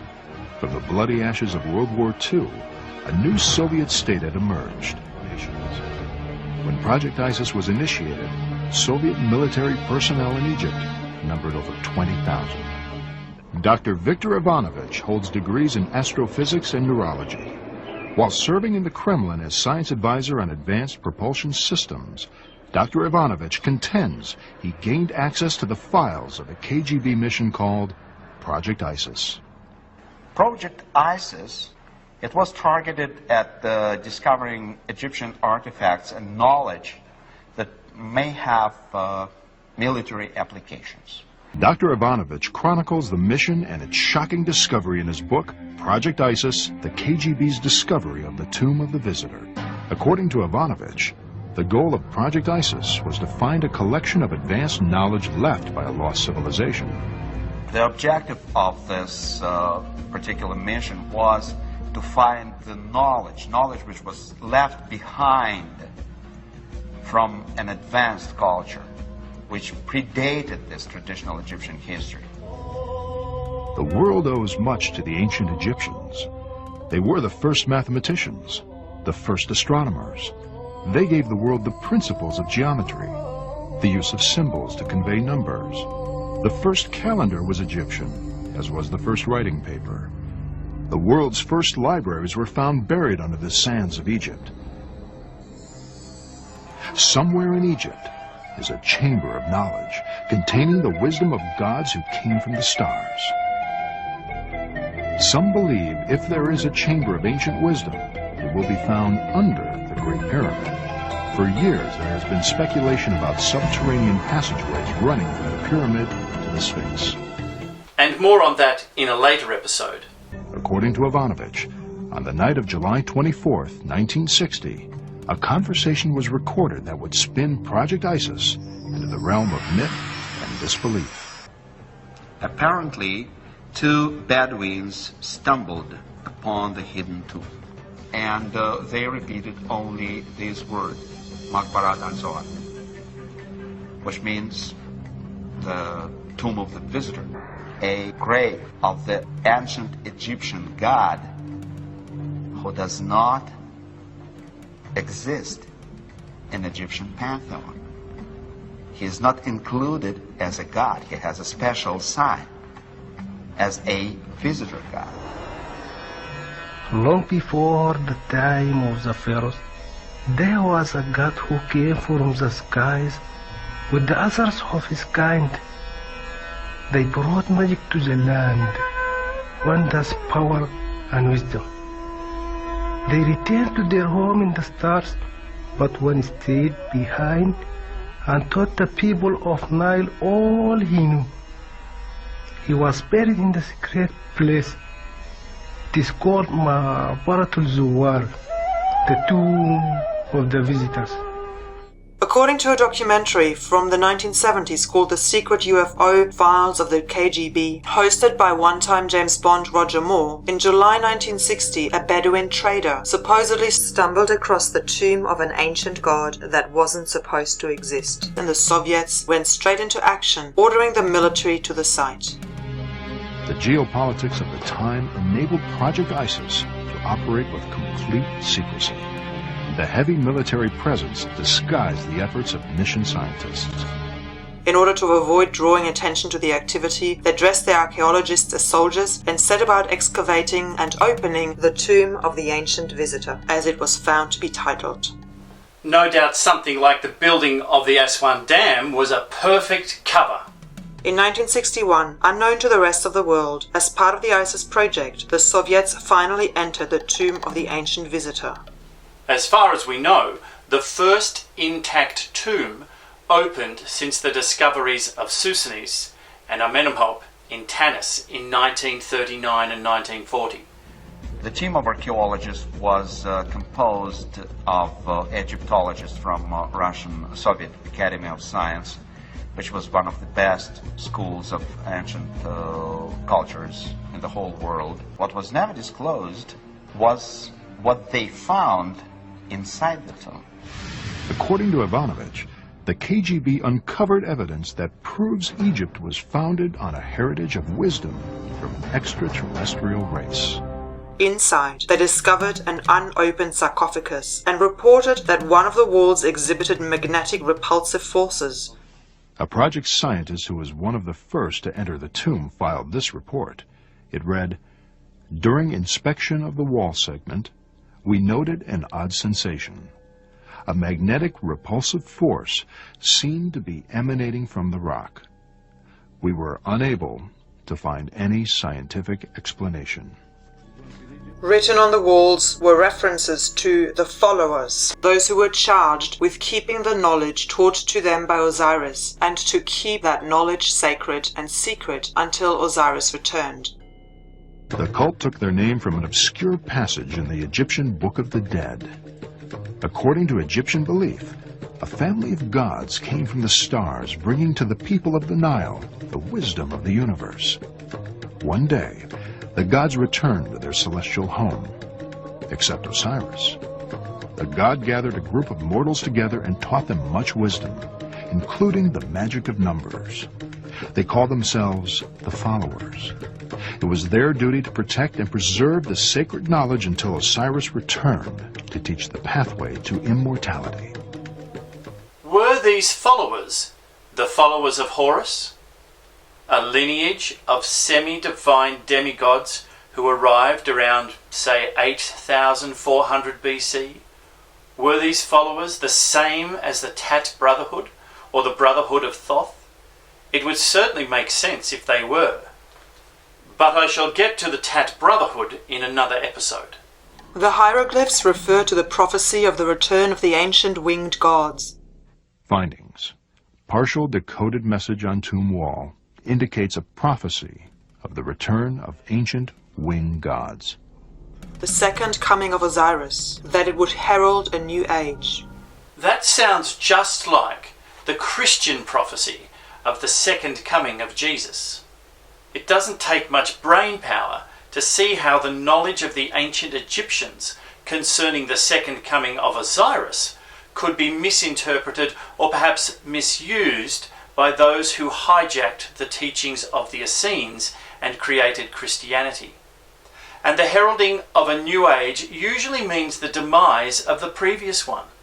So does that mean the winged gods will return after a global catastrophe? The Egyptians used the phrase star walkers to describe,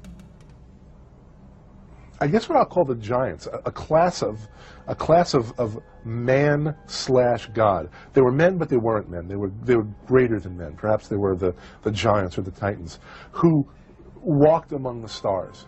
You have this concept of star walkers, men but not men, God-like men, creatures like men but who are really more like gods, who walked among the stars, who left Earth in spaceships. The Bible tells us about one of them. If you believe in the Bible, you almost have to believe in this notion. Well, the Egyptians believed that DNA came from the heavens and that it would someday return. They could very easily be talking about the Anunnaki who came to Earth with their knowledge of DNA and with their DNA itself. In other words, the DNA, some of the DNA that humans are based on, actually did come from the stars. For that, we'll have to see what other evidence awaits us downstream. Perhaps the answer was, and still is, written on the walls of the tomb of the ancient visitor. A security order of the highest level was in force when the sarcophagus was opened. In the sarcophagus were the remains of an alien creature who died in Egypt about 10,000 years BC. According to the documentary, the Russian KGB records Classified top secret. It read, location of finding, undisclosed. Subjects, 15 crates of relics, 1 partially mummified body, 1 stone sarcophagus, and 8 hieroglyphic samples. taking all the samples back to Moscow. When they examined the mummy, they found it was humanoid, with a large cranium, large eyes, small chin and mouth, and a long neck. Through the forensic reconstruction, they were able to replicate the face of a humanoid found in the tomb. The being was supposedly from the constellation of Orion. The first hard evidence of a humanoid extraterrestrial life form. Scientists who conducted the studies confirmed the authenticity of the reports. That this particular visitation took place about 11,000 years BC. Well, I guess that answers that question. On examination, several of the radioactive metallic samples were found to be composed of metals and synthetic compounds of unknown origin, dating to before 10,000 BC. Alien technology? Or perhaps the technology of an earlier advanced civilization? Or perhaps a mixture of both? At 2500 BC, mission scientists found no direct alignment between the pyramids and our group. Through computer simulation, we were able to duplicate the celestial sphere as it appeared before human civilization. They moved back in time, searching for a link between the pyramids and an astronomical object.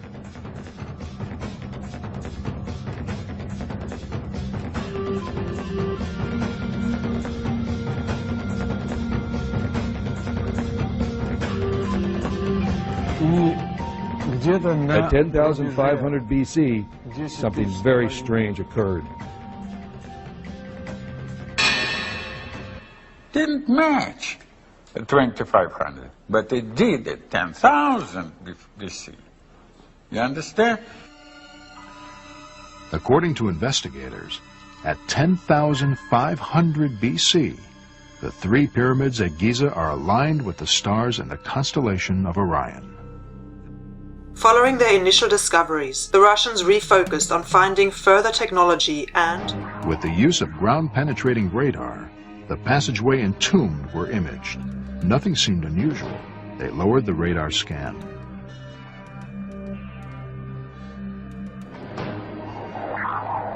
Still nothing. The radar screen showed only rock strata. They were about to abort the mission when the radar began to pick up an anomaly, a faint shadow. It appeared like a passageway.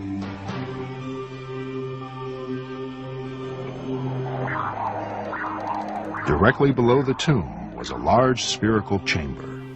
Was the chamber natural, or was it man-made? Or was it alien-made? And where was the location of this chamber? what was in the chamber no one knows. According to Ivanovich, the discovery of the spherical-shaped cavity bitterly divided Project ISIS. Some wanted it opened. Many argued for immediate excavation, but others voiced concern. They warned that the tomb could be a type of alien Trojan horse. Others feared it may unleash some dreaded curse.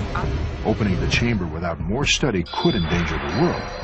Others formed a group calling themselves the Followers, after those referred to on the walls, but in the end the chamber was left unopened. Uncertain what to do, the KGB did nothing. This is why the disclosure of Project ISIS is so troubling.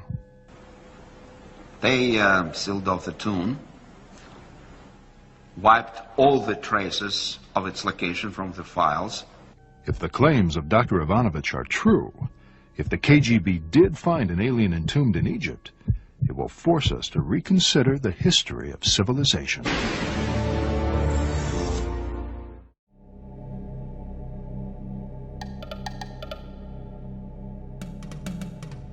Shortly after, starting in 1964 with Abu Simbel, UNESCO plus 40 teams from Germany, Spain, Italy, the Netherlands and the US began the delicate work of relocating a total of 22 monuments that were threatened by the building of the Aswan High Dam. What better way to get back into Egypt, to excavate and rob the temples, than to create the facade of moving them because of the dam? It also gave them an independent body on the ground in Egypt keeping an eye on Project ISIS. Did Nasser know what the Russians were really up to? Did he know what UNESCO was really up to? We may never know. In any case, he had other problems to worry about. In mid-May 1967, the Soviet Union issued warnings to Nasser of an impending Israeli attack on Syria, and on 14th May, Nasser received a further warning, this time from King Hussein of Jordan, of an Israeli-American collusion to drag Egypt into war. Clearly, the Illuminati were not happy about what the Russians were finding. In response, Nasser announced that the straits would be closed to Israeli vessels, then mobilized the Egyptian forces along its border with Israel. Nasser felt that the US would restrain Israel from attacking due to assurances he'd received from the US and Soviet Union. In turn, he also assured both powers that Egypt would only act defensively. Nasser concluded that if Israel attacked, Egypt's superior advantage in manpower and arms could stave off Israeli forces for at least 2 weeks, allowing for diplomatic talks towards a ceasefire. I think he may have underestimated the power and influence of the Illuminati. You see, their main trade routes potentially closed, and the thought of alien technology being in Russian hands compelled the Illuminati to take action. On the morning of the 5th of June 1967, the Israeli Air Force struck Egyptian airfields, inflicting heavy losses and destroying much of the Egyptian Air Force. In what was to become known as the Six-Day War, Israel quickly captured Sinai and the Gaza Strip from Egypt, as well as the West Bank from Jordan and the Golan Heights from Syria. Taking the blame personally, on the 9th of June, Nasser resigned, but following large demonstrations by hundreds of thousands of sympathizers in the streets throughout Egypt and across the Arab world, rejecting his resignation and calling for his reinstatement, the next day Nasser reversed his decision and returned to office. The Soviet Union broke diplomatic relations with Israel and soon resupplied the Egyptian military with about half of its former arsenals. On June 11th, a ceasefire was signed, and in the aftermath of the war, Nasser cut relations with the US. On November 22, 1967, Nasser accepted UN Resolution 242, which called for Israel's withdrawal from the territories acquired in the war. What did it all mean? Israel attacks and seizes territory, then just gives it up again 6 months later without so much as a protest? Well, quite simply, if you want to remove something without anybody noticing and move it to another place, you simply create a diversion somewhere else. Could the Six-Day War simply have been a diversionary tactic so that the Illuminati could remove what they had found in the UNESCO relocations, particularly at Abu Simbel? Again, we may never know. But what we do know from the previous episode is that Abu Simbel's relocation, costing around $40 million, was completed the following year, in 1968. But was it all just a coincidence? Or was it a coincident? The orchestration of two seemingly separate events to happen at the same time? We best keep on digging. Around 2 years later, on the 21st of July 1970, the Aswan Dam was completed. At 3,830 meters long, 980 meters wide at the base, 40 meters wide at the crest, and 111 meters tall, and with a total surface of 5,250 square kilometers. The reservoir created by it, Lake Nasser, is 550 kilometers long, 35 kilometers at its widest, and holds 132 cubic kilometers of water. To mark the building of the dam, the Russians erected a 72-meter high monument shaped as lotos on the banks of the lake beside the dam. And now I don't know about you, but that looks a bit like a landing pad for a UFO. And if Russia was right in the middle of Project ISIS, then I think this was a middle finger to the USA. So, was the building of the High Dam a fortuitous coincidence whereby Russia got access to alien technology, or was its construction usurped by the Illuminati through UNESCO to get access to all the temples upstream of Aswan all the way to Nubia? Maybe, Maybe not. But given all of the intrigue that was certainly going on, it has to be considered. 2 months later, on the 28th of September 1970, after the conclusion of the 1970 Arab League summit, Nasser suffered a heart attack and died, and was replaced by his friend Anwar Sadat. Was it really natural causes? Or was it assassination by some form of stealth, through poisoning perhaps? An attempt had been made on Nasser's life years earlier, in 1954, by the Muslim Brotherhood, but it failed. If this was an assassination, and I'm not saying it was, but if it was, who could have been behind it? The 1970 Arab League summit, which was boycotted by Iraq, Syria, Algeria and Morocco, came in the aftermath of the bloody events of Black September, an attempt by the Palestine Liberation Organization and the more radical Popular Front for the Liberation of Palestine to topple King Hussein of Jordan and seize control of the country. Nasser had succeeded in getting both King Hussein of Jordan and Yasser Arafat, the chairman of the PLO, to end the bloody battle between Jordanians and the Palestinian Fedayeen, the Arab guerrillas operating especially against Israel. Hours later, the summit concluded, Nasser died. Now, who wouldn't want to see all the Arab nations united as one? Well, the Israelis, of course. And was a proper autopsy carried out on Nasser? Or was it a facade like JFK's autopsy? And don't worry, we'll get to JFK and his assassination somewhere down the track. He's just one of the many people that have been assassinated to further the agenda of the Illuminati. Despite Nasser's death, Project ISIS continued, and in 1972, Hosni Mubarak became commander of the Air Force and Egyptian Deputy Minister of Defense. In 1974, he was promoted to Air Chief Marshal in recognition of his service during the October War of 1973 against Israel, and in April 1975, Anwar Sadat appointed Mubarak Vice President of Egypt. Which I am sure he lived to forget. Well, he didn't live. That's the point. In 1980, the UNESCO relocation of the remaining Nubian temples and monuments, including Philae, was completed, and the next year, in October 1981, Mubarak was injured by soldiers led by Lieutenant Khalid Islambouli during the assassination of President Sadat.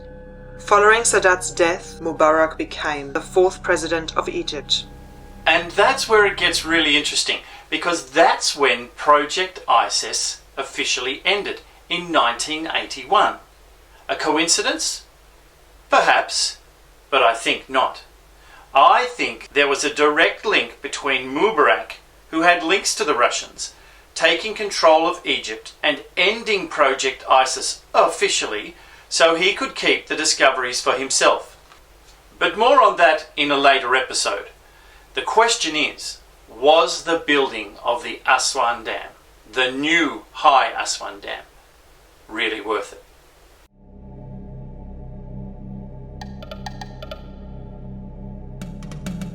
Periodic floods and droughts have affected Egypt since ancient times. The High Dam has resulted in protection from periodic floods like those in 1964, 1973 and 1988, and the droughts in 1972 to 1973 and 1983 to 1987 that devastated East and West Africa. It allowed Egypt to reclaim almost 1 million hectares in the Nile Delta and along the Nile Valley, with about 500,000 families settled into these new lands. This increased the country's irrigation area by 1/3, resulting in an increase in agricultural production and employment, mostly for the increased cultivation of rice and sugarcane, and the tripling of wheat yields between 1952 and 1991.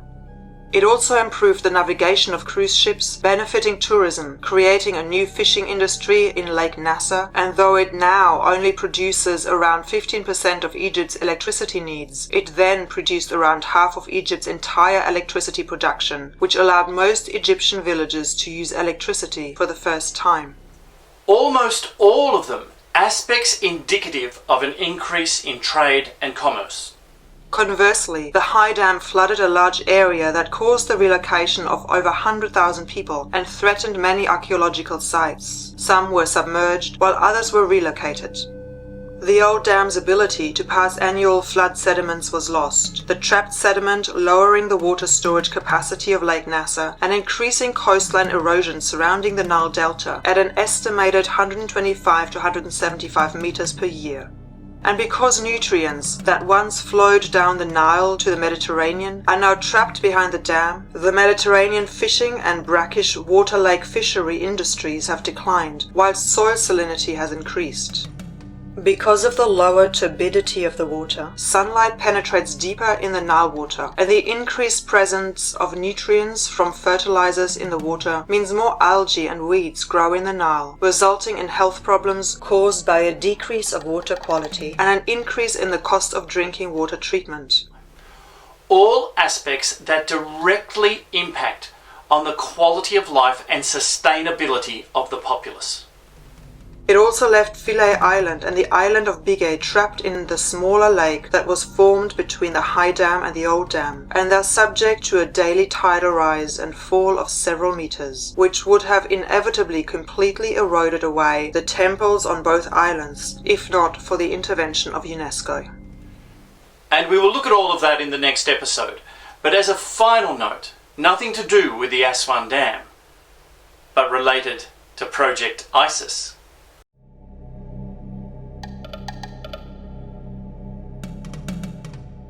In 1981, Project ISIS was officially closed. In April 1985, a group of Russian tourists vanished somewhere in the Egyptian desert just outside of Cairo. What would a group of tourists be doing at a remote location in Egypt at night? When an investigation was carried out as to who they were, it turned out the tourists were mostly made up of Russian scientists who had been part of Project ISIS and the original opening of the Tomb of the Ancient Visitors back in 1961. The scientists arrived at an unknown restricted site somewhere out in the desert, got off their bus and waited, looking up into the evening sky.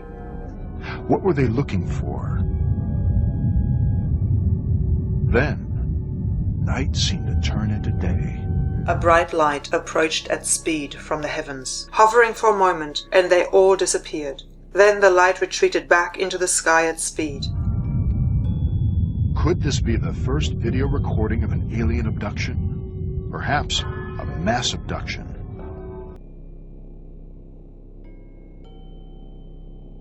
It was as if they had arranged to go there at a predetermined time, specifically to be picked up. But to be picked up by whom? Perhaps we not only need to look beneath the sand for evidence, but to the skies as well. But let's leave that for another episode.